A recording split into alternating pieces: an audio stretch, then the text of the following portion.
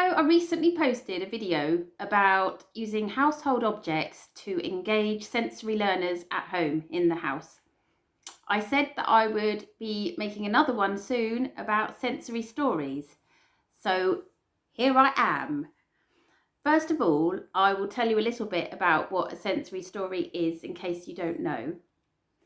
When communication is limited and a person is unable to process words, they can use their senses instead to enhance the story and their experience of it. In Animus and classes in COA, we quite often have sensory stories to go alongside the topics that we're working on, and the students really tend to get a lot out of this. A lady called Joanna Grace recently, a few years ago, set up the sensory projects to encourage more and more people to do sensory stories and other sensory activities. If you Google Joanna Grace, you will find some online that you can either buy or download. One of my favourite people, though, who writes sensory stories is a special needs teacher called Pete Wells, and he has a website with stories that you can download for free called the sensorystoriespodcast.com. Pete Wells, sensorystoriespodcast.com. A lot of them have a lot of toilet humour in, but I must say they tend to be the stories that go down best with some of our students. As well as using other people's sensory stories, it's quite straightforward to make your own. You can either use a story you already know, or a poem, or a song, or you can make one up. You just want to pick 7 to 10 key points in that story. Use props that you can just find around the house that maybe cover the 5 senses, but don't worry if you can't cover them all. Ensure the language is limited and repetitive. The more you do the story over and over again, the better, and it helps build up anticipation. I will share with you a story that I've been doing at school recently about the 4 seasons. I will not be able to use the music for copyright reasons, but you could potentially make your own Amazon list on your phone and play the tunes and pick your own tunes that you might like to go with it. I will run through it first and tell you what props you might need, and then I will do it again using the props, and you might be able to follow along with it. Or if you have any siblings at home, they might like to do it with your child as well. So this story is called The 4 Seasons via a Magic Carpet. To start with, you will need a magic carpet. You can get out that blanket again. And we will say, is this our magic carpet? Yes, it is. Is it taking us away? Yes, it is.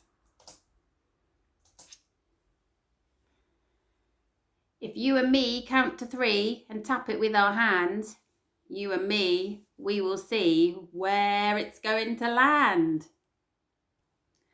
The first season we land in is spring, and it mentions buds upon the trees. If you have a little branch with some buds on, you could get that out and feel it. It also mentions a chilly breeze. Oh, I have here a fan for the chilly breeze.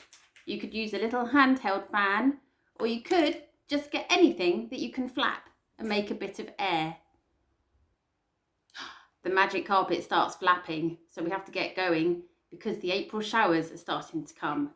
If anyone has a water spray, now's the time to get it out. Or you could just get a cup of water and flick a bit of water on.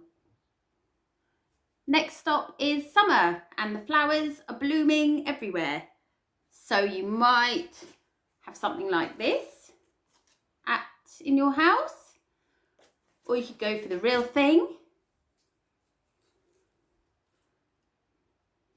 These ones smell, so that's quite nice. If you don't have either of those, you could draw a flower and you could just spray deodorant on it, and then that's smelly too. The magic carpet starts to flap again, and a bumblebee comes past. Again, if you don't have a bumblebee in your house to hand, you could do lots of bzzz. You could draw a bumblebee, or you could just bzzz. Just that sound is quite nice. You could do it through tissue and it will really vibrate. Next, we arrive in autumn and the leaves are all lovely colours. You might have something to do with autumn leaves or some different colour bits of tissue. It talks about the fireworks. So if you have any bits from a Christmas box, decorations, they would be perfect. The parachute starts flapping, so we have to leave again. That's because it's All Hallows Eve. You might not have Halloween masks, but maybe you could draw something spooky, or you could do a dance to a famous Michael Jackson song, which is what we would normally do. Or you might have some masks, like these.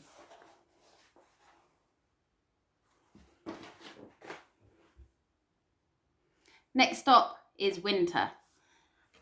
Talks about it being very cold. You could maybe get something cold out of the fridge to feel. Talks about the days being short, so it's dark. So you could shut the curtains or the blinds and then turn the lights off. And then it talks about the Christmas lights. If you've got any Christmas lights.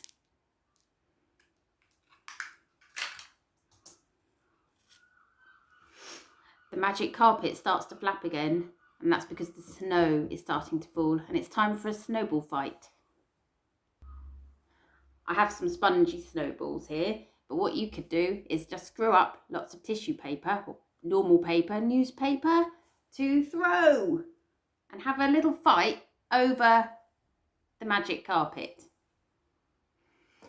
So at this point we play another tune about snowball fights being fun, and we put all the snowballs onto the parachute and we throw them across at each other, and then at the end we put them all on and we count to 3. 1, 2, 3. We'll say snowball, snowball, snowball, fight! And we shake the parachute or the blanket, send them all flying everywhere. The students really like that, and they like the anticipation before it happens. That is pretty much the end of the season story. So I will make a short video in a minute doing the story with the props.